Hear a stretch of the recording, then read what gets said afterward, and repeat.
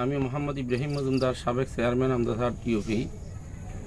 আমি আজকে উত্তর তারাকুচা প্রাথমিক বিদ্যালয়ের পশ্চিম পাশে বিডিআর সড়ক থেকে উত্তর দিকে এসে হাজী ওহিদুল্লাহ কন্ট্রাক্টরের বাড়ি হয়ে যে উত্তর তারাকুচা বাইতুল ফালা জামে মসজিদ পর্যন্ত এই রাস্তাটার অবস্থা সচক্ষে দেখে যে দুই চারটা কথা বলতেছি প্রশাসনের উদ্দেশ্যে। যে আলহামদুলিল্লাহ আমাদের ফুলগাজী ইউনো মহোদয় নতুন জয়েন করেছেন, আলহামদুলিল্লাহ ওনার দৃষ্টি আকর্ষণ করতেছি এবং ওনার মাধ্যমে যে আমাদের ডিসি মহোদয়ের দৃষ্টি আকর্ষণ করতেছি।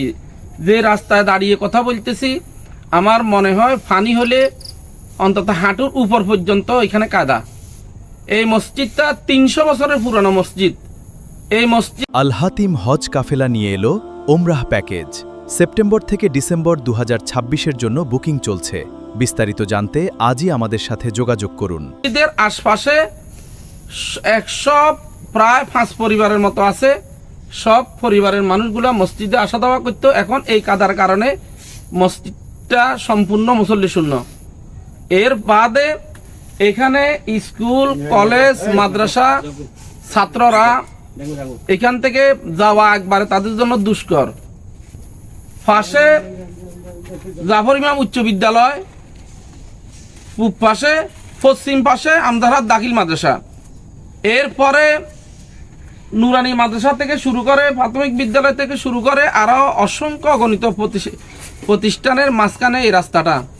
আমি আকুল আবেদন জানাচ্ছি ইউনো মহোদয় এবং ইউনো মহোদয়ের মাধ্যমে ডিসি মহোদয়ের দৃষ্টি আকর্ষণ করতে চাই। আপনারা আপনাদের ফান্ড থেকে অন্তত ব্রিক সোলিং দ্বারা উন্নয়ন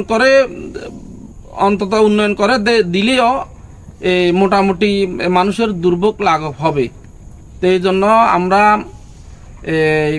প্রশাসনের দৃষ্টি আকর্ষণ করতেছি, মানুষের দুঃখ দুর্দশার দিকে তাকিয়ে অন্তত আপনারা প্রয়োজনে কোনো টিম পাঠিয়ে তাদের মাধ্যমে তদন্ত করা, এখানে কি করা যায়। অন্তত আমাদের দাবি হইল অন্তত ব্রিক সোলিং দ্বারা উন্নয়ন করে দিলেও মানুষের দুঃখ দুর্দশা মোটামুটি লাঘব হবে। তো এই আবেদন রেখে আমার কথা শেষ করলাম। আসসালামু আলাইকুম রহমতুল্লাহ।